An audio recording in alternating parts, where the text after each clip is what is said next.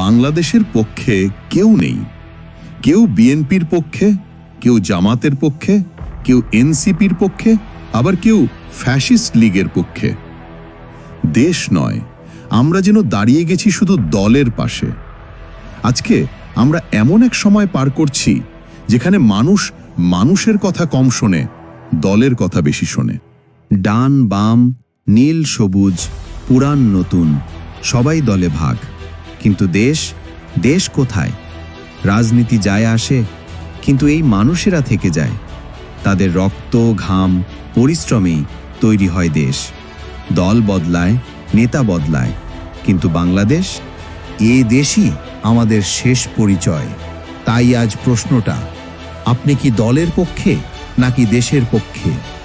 বাংলাদেশকে বড় করে দেখুন, দেশ আমাদের সবার।